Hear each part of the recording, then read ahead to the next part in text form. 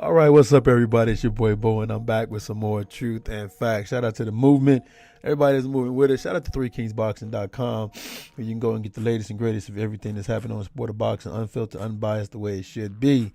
That's 3kingsboxing.com. Now, I am excited. I'm so excited. I think I might have said my name on my show wrong. It's supposed to be Truth and Facts Sports Talk. I think I said about boxing. It's not Truth and Facts Sports Talk, but I'm excited because this person is a friend of mine.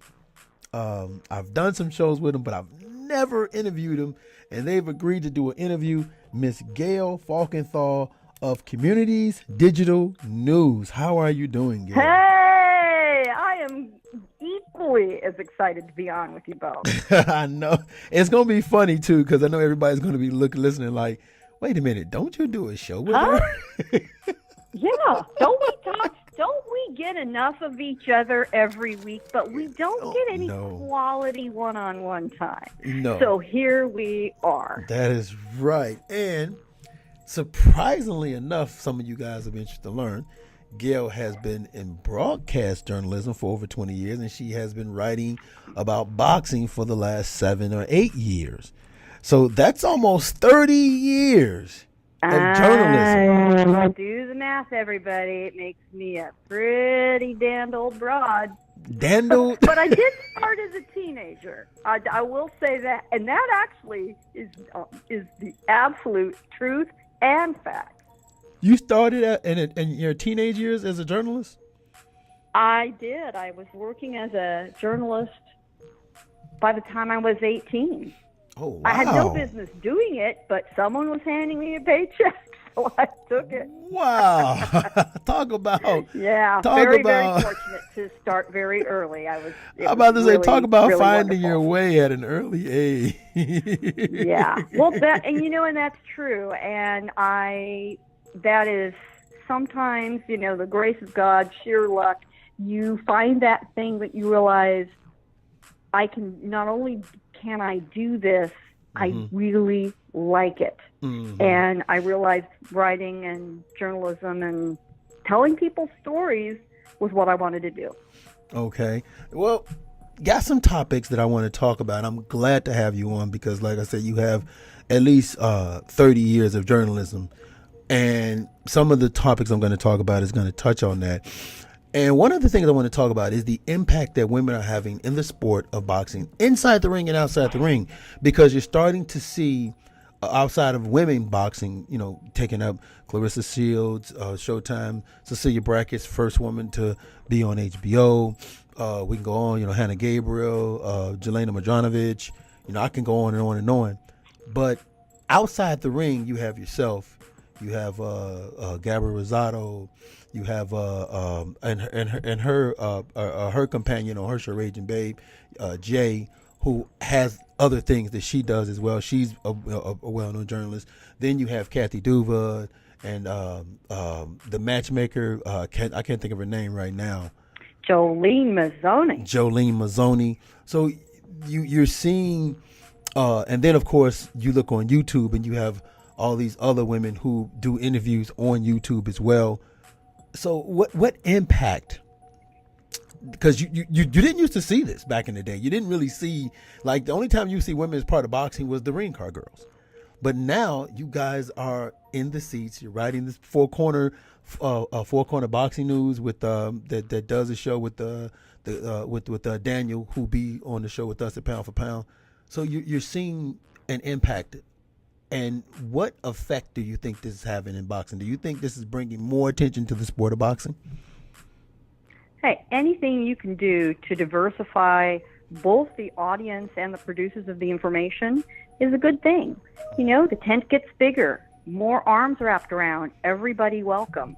And it's nothing but a positive development. The more viewpoints you get, the more people with different experiences and backgrounds that get involved, the more we could see all the little shiny different facets of this jewel we call boxing. And I can say, although when I started as a broadcaster, women were not exactly welcome in sports journalism, let alone boxing. When I finally did get involved, I have never felt less than welcomed and respected. which might surprise a lot of people. Yeah, I get trolls once in a while, and, haters gonna hate. What can I do about that? Nothing. Haters can step off. Get out of my way. But I've never felt less than true respect and courtesy everywhere I've ever gone. And I think if you're good at what you do, the respect comes from that, no matter who you are. I'm so happy to see anytime any business, any sport, any endeavor broadens itself to everybody who wants to play. Every stripe, every type you can think of. And journalism in general and information sort of gathering, public relations, anything like that is becoming very female dominated. So it isn't really a huge surprise that more journalists in boxing are women. There are a tremendous amount of photographers, boxing and sports photographers who are women, and women are in the business because women are in the business world more than they used to be everywhere. So why not in boxing? And one thing I think women are, if I can stereotype for a minute, one thing I think women are very good at is, especially when they are writers, is digging into people, getting them to open up and talk about themselves and talk about their stories. I think sometimes we're a little better at listening and we're a little less threatening. And the thing that I absolutely enjoy the most in boxing journalism is talking to a rising star, a young man or woman with a story, maybe not so young man or woman with a story that maybe people don't know, and having the privilege of unrolling that for someone else to learn about them. That is my very favorite thing to do. And man, in boxing, as you know, there are a lot of amazing stories from people. You just realize it has to be true because you couldn't have made it up. And that's my favorite thing about it. You are absolutely right. And it's such a turn of events when you look up and you look up and you see that you have all these women being involved in the sport of boxing. Like when you go to a boxing event now, you don't see just all men over at the reporter section. You see, like I said, you see the women at the reporter section. You see the women in the back working the fighters, getting them prepared. You see women working with the cameramen. I've even seen situations where you see the women sitting down at the laptops, and then the guys with the cameras will give them the the SD card, and they'll slip in the laptop. Little data card. And they'll do edits and pop it online like real quick. Who my photographer is a woman as well. Yeah. Oh, there you go. Anybody that next time you watch, particularly about broadcast on Showtime. Mm-hmm. Showtime's two main photographers are women. Okay. And you'll see, look around the lip of that ring. You see a lot of women staged around the lip.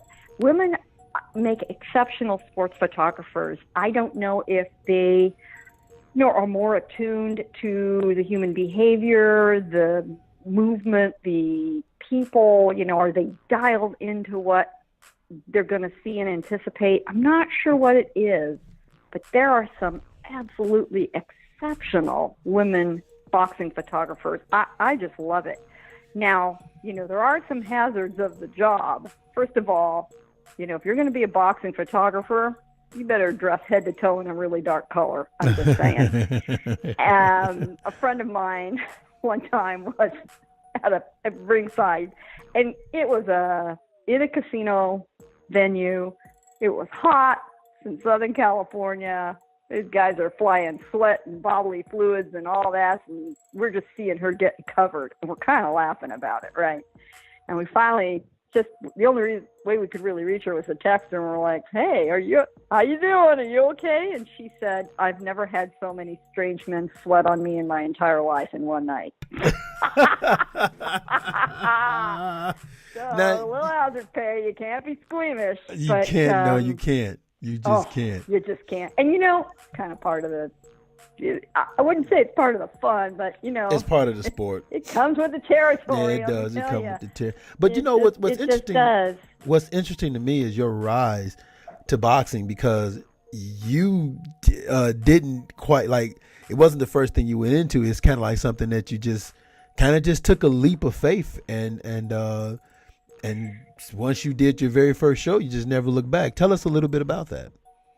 I will give you the real abridged version, but the website I was working for, which originally was attached to the Washington Times newspaper, I was not working in the sports arena or sports area of journalism. I was working in media criticism, entertainment, that kind of thing.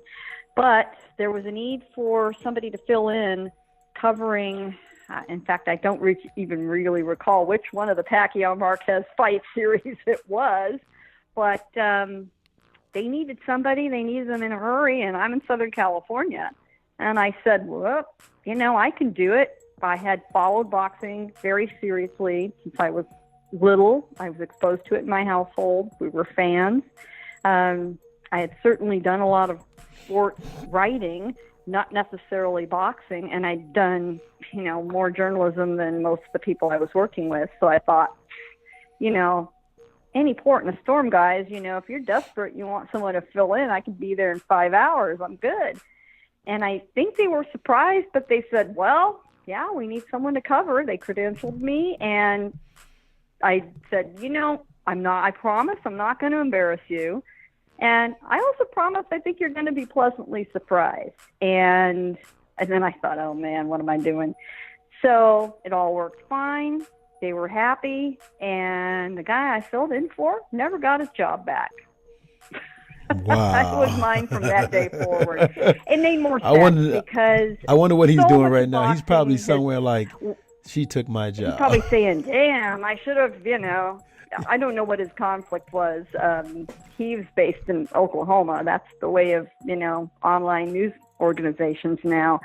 And so in a lot of ways, it actually did make a lot more sense for me to do it. I'm based in San Diego, California, which means I'm, a few hours drive from all of the big fights in Los Angeles, Las Vegas, and even potentially Phoenix if I was to go to some of the cards that are out in that direction. And it's really become where a lot of the boxing action in the United States is taking place.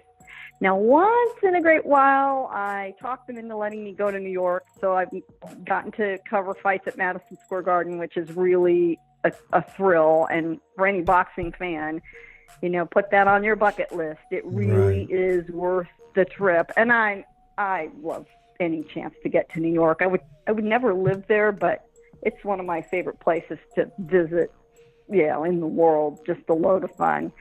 So, I've had the chance to do that. And one of these days, we're going to have some great fights in the UK here in the next 6 to 18 months. Oh, I yes. swear I'm getting my butt over there. Oh, yeah. Not only are we going to have some great fights there, they're starting to have some great domestic fights that are taking place there that are piquing my interest. No question. And something I think we're going to talk about is how they've become so much more accessible to the American fan because of technology. Yes, which I'm glad you did that, because we can lead right into that section. UK is probably applies to them, is the beneficial that this sport has benefited from social media. That effect has got to be amazing when you look at this sport nowadays, because now you can reach way more people at a much faster rate. Because really, like, you could put out one tweet and one person could tweet that and it gets retweeted 100 million times. It's head spinning. When I started in journalism, none of that existed. And now it's a completely different game. It's truly a revolution. And what it does a couple of things. You're right about the speed. Things can happen literally in real time so quickly. The barriers to entry, the cost is nothing more than a phone for most people. You've got a very, very powerful little computer in your hand. Yep. It used to be that only the biggest newsrooms or people with a lot of budget to spend could outfit themselves with all the technology you needed to do media. Now, it's reachable for anybody, anybody with a talent. And the other thing that's so good about that is it always used to be a very elite group of people chosen to be professionals, you know, reporters, cameramen, photographers, you know, and they were the gatekeepers. And they controlled all the information. And it wasn't necessarily a sinister thing. I mean, it just was, they were the guys, and mostly guys, who got to decide. Yeah. Now, we all get to decide. We all get to participate. And that has changed a lot of things. What it's also doing is cutting out some of the bigger players who, for the same reasons, because you needed the big budgets and the personnel and all of this, you know, starting to cut out the big networks, the big operations that all the promoters used to have to rely on. They don't have to do that anymore. It's just like you or I can take our phone and, you know, in a lot of cases, shoot some pretty damn good video. I have produced video of media workouts when I've had to. Not my favorite thing to do, but I produced plenty of it off my phone. Yep. You know, what you used to have to haul cross country in those big trucks, you know, you've all seen the HBO truck, you know, at the opening of a fight broadcast. Yeah, now you can pull up in a Honda. That anymore? Yeah, right. You're absolutely right. They can pull up in a Honda, 4 people in a Honda. You know, and the streaming pipeline now can carry enough data, enough information to where really you could do a completely professional broadcast almost with a few suitcases. It's not quite that small, and depends on how good you want it to look. But the truth is, now any talented group of people who can learn, you know, how to do it, how to plug stuff in, how to point it the right way and be professional, you know, what does it take to produce it, can do it, and they are doing it. And so you start seeing the promoters saying, I can take this into my own hands. I don't have to go begging and give up part of my revenue to a broadcast partner. You know, I don't need them, especially for anything below a really huge, you know, pay-per-view level fight, real blockbuster fights. Those are still going to go on the premium networks for a while. Yeah. But, you know, your routine week in and week out cards, regional cards, you know, guys just sort of below the elite levels, maybe out of the top 5 or 10, you know, the guys that are doing good, solid work, working their way up. Those cards, promoters are starting to produce them themselves, and streaming. Well, and which leads to places, which is just fantastic for us as fans because we're going to get more access. Now, which leads me to this, because social media, and it just goes to show how things change. Social media was probably the hottest thing. Now, the hottest thing is starting to be streaming. We know that ESPN has the ESPN Plus app, which is a streaming app. Ring TV, which is the Ring Magazine, have their own little streaming thing. They are going to be doing something on Facebook. Then, of course, Eddie Hearns with DAZN, DAZN. All of this is going to make it even bigger platform, because now you'll have the ability with streaming fights that take place in Japan that we wouldn't be able to see because of the time difference. Right. Well, you'll be able to see them now. And, you know, think about that. Think about 5 this. or 10 years ago, right. watching a live Hold fight on one from second. Japan. Hold on one second. Hold on. Let me make this one point is, you no longer have to be sitting at your TV now to get these things now. Your TV is now your mobile device. Exactly. And you can certainly, you know, fire up the app. For example, and I promise I am not paid for nor a shill for ESPN. Far from it. However, any boxing fan, you know, worth their stuff that isn't dialed into the ESPN Plus app right now and giving it a try, I don't know what's wrong with you. Mm-hmm. It's $5 a month. You pull it up on your phone. Great. You got your compatible devices, your iPad, your tablet, your desktop, your laptop. Better yet, if you have any of the major streaming services, no problem. ESPN Plus is available. I don't watch ESPN Plus on my little dinky ass phone. Are you kidding me? I want to see it on that big damn TV I've got when I can. Right. However, I have to admit, and I will keep the occasion anonymous because I don't want to embarrass myself, but I had to go to an event one evening. In fact, I didn't realize it was an evening event on a weekend, and I thought, oh my God, there's a fight tonight. What am I going to do? I had the phone in my purse with an earplug. It's handy to have a purse sometimes, guys. I've got the phone. I've got my phone kind of propped on my purse under my table at this formal event, and I'm looking below the table with my earbuds in, watching the fight during the event because I could stream it. Fantastic.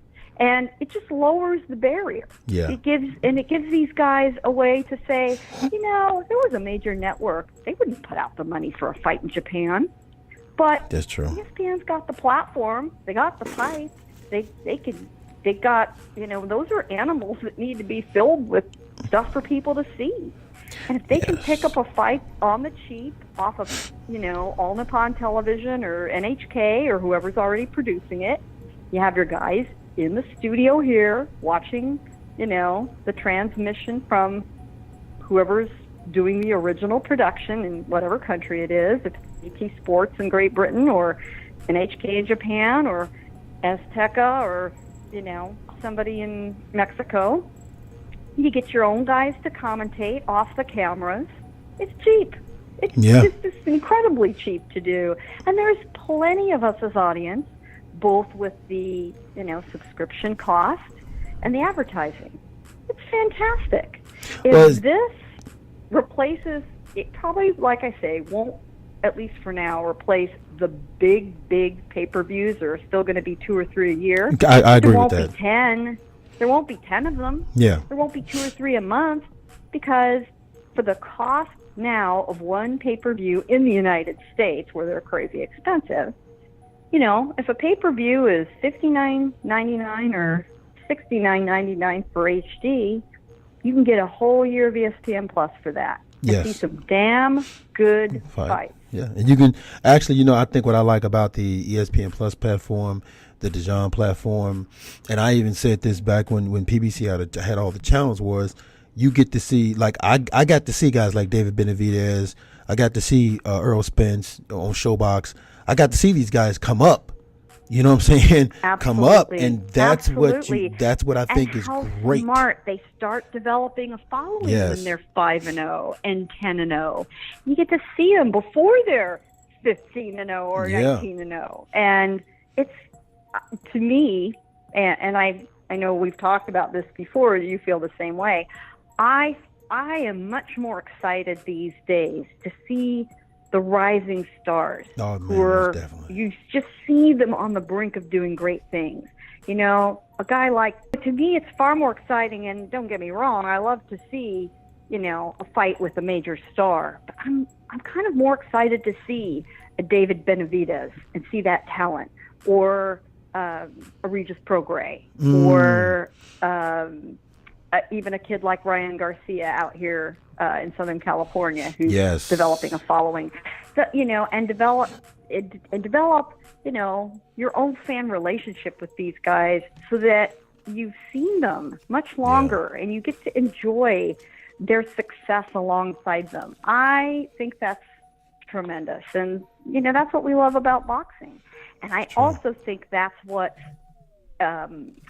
putting fuel into the women's side of the sport, because there is more opportunity to put more fights on, and promoters are starting to have those women's undercard fights and realizing just how good some of them are. Oh, very And we good. are going to see some rising stars there too. Yes. For every prospect out there, occasionally you find a Michaela Meyer, you find a Clarissa Shields, or you find a Katie Taylor, a Hannah Gabriel, a Christina Hammer. And, like the women who've, broken Chantel through Cameron. barriers to become, yeah, so and many you of them. see, I always think of the women who have become, the women in tennis, for example, and we have Wimbledon going on right now.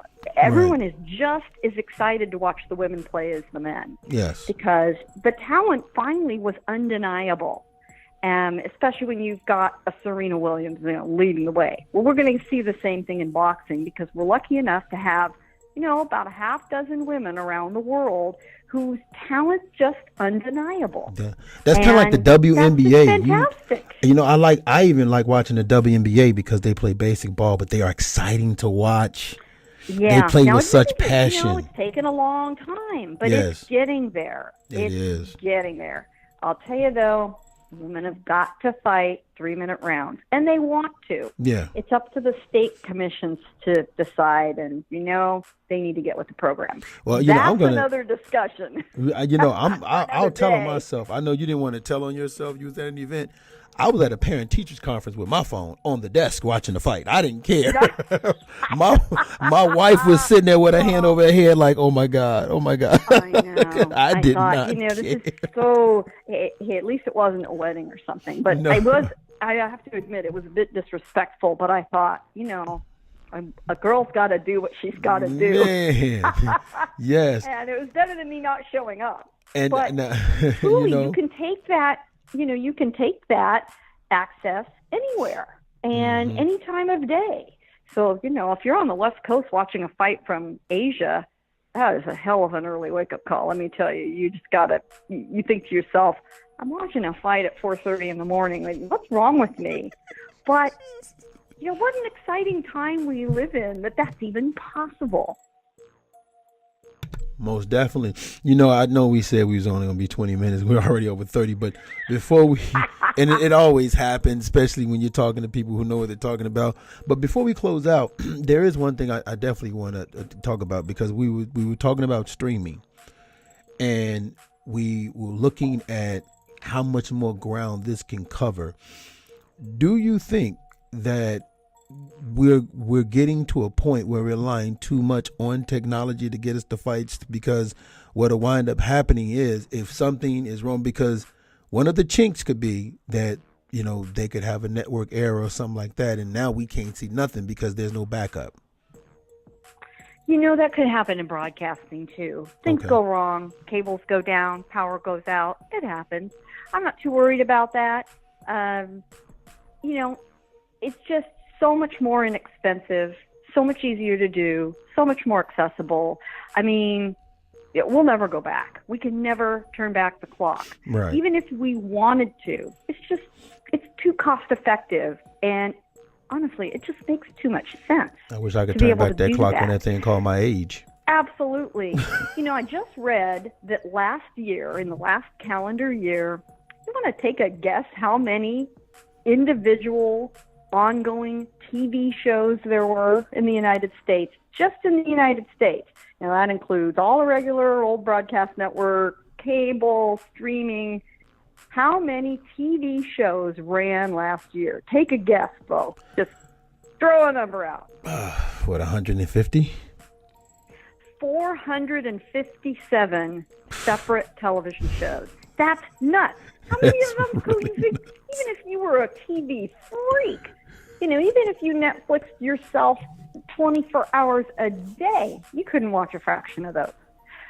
But that shows, how much product, how much diversity there is, and how much opportunity. Yeah. Because somebody who would have never gotten a chance to produce a show suddenly comes up with something, and people have the chance to see it, and word gets out, people start to talk, and suddenly you realize, there is this genius out there that got their chance. Well, boxing is the same.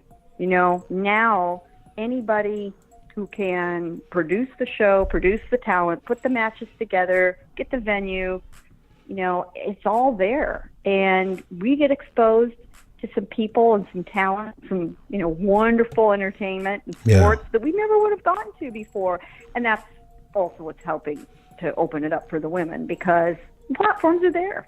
I think like you said, you have all of these new entities, you have all these new openings, you have all the now you because when you think about social media, you think about streaming, they're opening doors and they're opening spots that has to be filled. And quite that frankly, animal is hungry, man. Yes, and you have to fill these spots. And I think it's opening up tremendous opportunities for anybody who for a while was just sitting, always had to play, second fiddle because this boss like this guy, whatever. Well, now this opportunity popped up. Let me show you what I can do. And once I show you what I can do, you have no choice but to put me in that spot. And once I get that spot, like what happened with you, it's mine.